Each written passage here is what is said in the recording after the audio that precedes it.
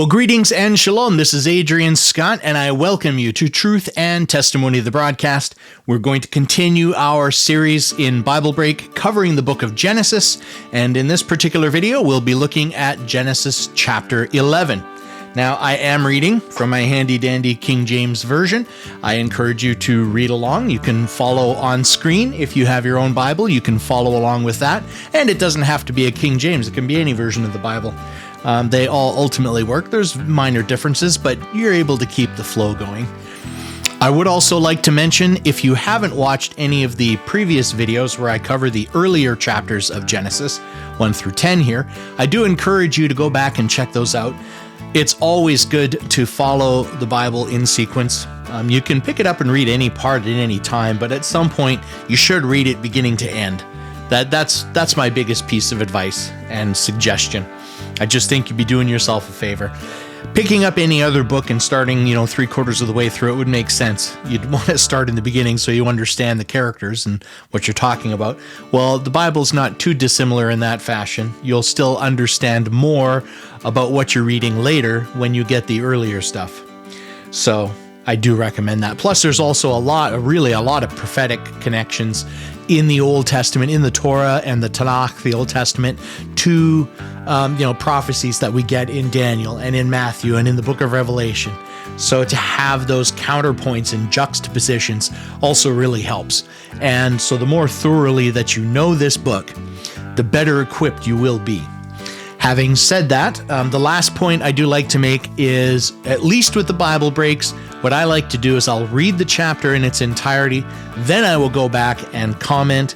I will say there is a couple of big old topics in this chapter, and I'm looking forward to talking about them, and I hope you are too. So let's get right into it and read Genesis chapter 11. And the whole earth was of one language and of one speech. And it came to pass, as they journeyed from the east, that they found a plain in the land of Shinar, and they dwelt there. And they said one to another, "Go to, let us make brick, and burn them thoroughly." And they had brick for stone, and slime had they for mortar. And they said, "Go to, let us build us a city and a tower, whose top may reach unto heaven. And let us make us a name, lest we be scattered abroad upon the face of the whole earth." And the Lord came down to see the city and the tower, which the children of men builded. And the Lord said, "Behold, the people is one, and they have all one language. And this they begin to do, and now nothing will be restrained from them, which they have imagined to do. Go to, let us go down, and there confound their language, that they may not understand one another's speech." So the Lord scattered them abroad from thence upon the face of all the earth, and they left off to build the city. Therefore is the name of it called Babel, or Bavel, because the Lord did there confound the language of all the earth. And from thence did the Lord scatter them abroad upon the face of all the earth. These are the generations of Shem. Shem was 100 years old and begat Arphaxad 2 years after the flood.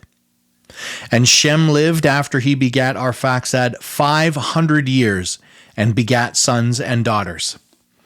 And Arphaxad lived 35 years and begat Salah.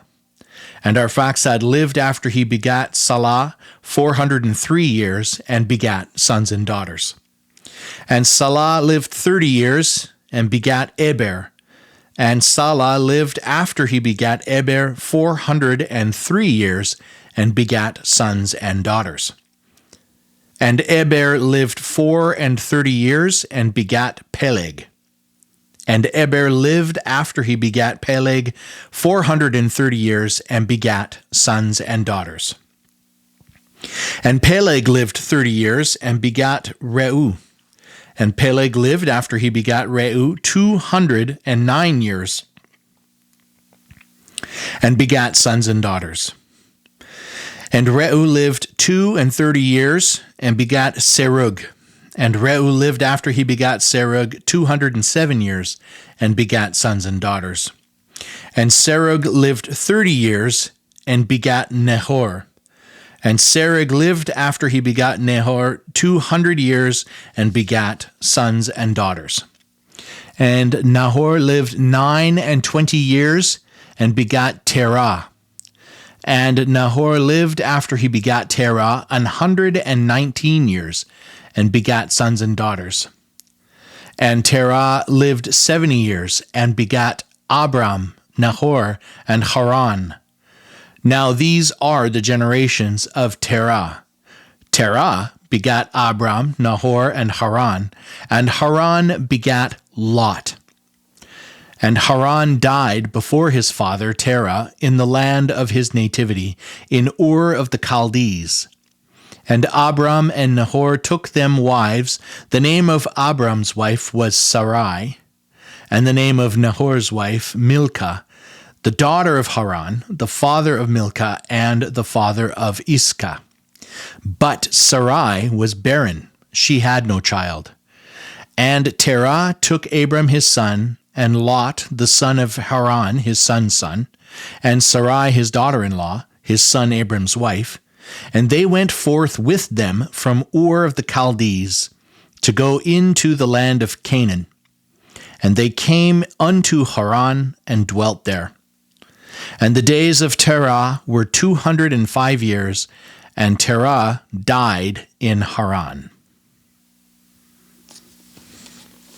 So there is Genesis chapter 11, and not necessarily a ton of things to hit on, but there's a few big ones. So as we get right into it, and it is right at the beginning of the chapter when it talks about the whole earth was of one language and one speech, and that it talks about them being one. So this, to me, is something that connects to end times prophecy. There's an example right there, because one of the things that we read about heading into the end times is this sort of rebirth of this one world government and one world religion and probably one world financial system, and just getting back to very much what they had right at the Tower of Babel. Now, to me, one thing I always thought was there was a very significant sin being committed here. And that is in this idea that in verse 4, it says, let us build a city and a tower whose top may reach unto heaven, and let us make us a name, lest we be scattered abroad upon the face of the whole earth. Yet, not too terribly long ago, God basically gave them a commandment that said, spread abroad across the face of the whole earth, be fruitful and multiply. So they get off the boat, and right away they start disobeying God. Oy, yeah, yoy. So I always thought that was a big significant one. And, it doesn't mention it specifically in here of God commenting on that. It's like, hey, I thought I told you to go out there and be fruitful. But it does say that the people is one in verse 6, and they have all one language. And this they begin to do, and now nothing will be restrained from them, which they have imagined to do. Come, let us go down and there confound their language and scatter them abroad. Here's another one. What an effective mechanism that was, because how many years after that fact are we now? And we are just overcoming that obstacle of these many languages, and still not perfectly, but we are just overcoming it now. I think that was a very effective tool, in my opinion. And we're starting to come back together. Now, this connects to something that's really interesting in verse 8. When it mentions the Lord scatters them abroad from thence from the face of all the earth, and they left off to build the city. Take a moment and key in on that phrase, left off to build the city. It doesn't say that it was stopped forever. Right? At that point, they left off to doing it. To me, it paints a picture that at some point that could resume. And aren't we seeing that now? Aren't we talking about that now with one world government, one world religion? Right? That it was just a long pause as we had to gather back from him scattering us abroad so that we could continue to act wickedly as a species, corporally. I'm just all of us as humanity. So I always found that one absolutely fascinating. It's also really interesting if you look at I think it's one particular painting that it starts from, a representation of the Tower of Babel. But when you look at this, it's an artist render. I can't remember what artist it was, but it's a famous painting. If I can find a version of it, I'll see if I can put it on screen here. But if you look at the shape of the United Nations building, it is modeled almost to a T after that. And something I noticed when I was in Israel, we were walking down the street. We just went for a walk one day. I couldn't even tell you what part of Jerusalem we were in, but it was Jerusalem. And we're walking down the street, and I come over and we see this building, and I'm like, that looks an awful lot like the Tower of Babel. I still don't know what that building was, but the similarity was too striking to be coincidence. So I think that was done intentionally. I don't know what the building was or anything, but here it is, right in the smack middle of Jerusalem somewhere. And again, looking very much like this representation of the Tower of Babel. So I thought that was interesting, but more interesting, that connection to the UN building. So there's that one to look at. Then we get into, I kind of touched on this in the last chapter. It was that book of genealogy, but there's a very particular genealogy that they kind of spend a little more time breaking down here in chapter 11. And that is the genealogy going down through Shem, through Aram, and you end up basically down at Abram, who would become Abraham, and Lot. That all come through this one particular line. So they go through that whole thing to establish this lineage of Abraham. And they took a good, 26 or 27 verses to do it. So they expounded on that one. So God was trying to make a point here. Pay attention where he comes from. There's significance to that. So that's another interesting part. And I think the last thing that I would touch on with this particular chapter comes right at the end of chapter 11, in verse 31. So we get this sense that Abraham was told by the Lord to go to a place he didn't know where, and he just went strictly on faith, and it was accounted to him for righteousness that he obeyed despite the fact he didn't know where he was going. I've always had a little bit of a problem with that. I don't want to step on too many theological toes here. But can I make the observation? Let me just read verse 31 here. And Terah took Abram his son, and Lot the son of Haran his son's son, and Sarai his daughter-in-law, his son Abram's wife, and they went forth with them from Ur of the Chaldees to go into the land of Canaan. And they came unto Haran and dwelt there.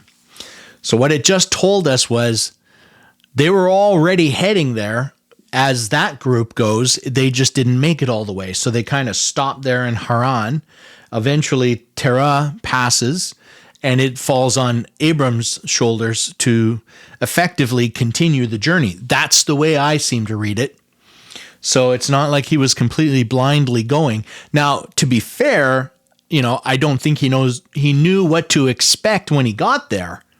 But I think that the idea of where they were going was already there because Terah had already started this journey. And ultimately, Abram just concluded it. So, yes, I admit that it could very much be that he just had no idea of what to expect once they got there. He didn't know what it was going to be like, what the towns would be like, what the inhabitants would be like, or anything else. So really, that was an act of faith on that point to go, but not that the destination itself was completely unknown because the journey had already started sometime prior to him concluding it.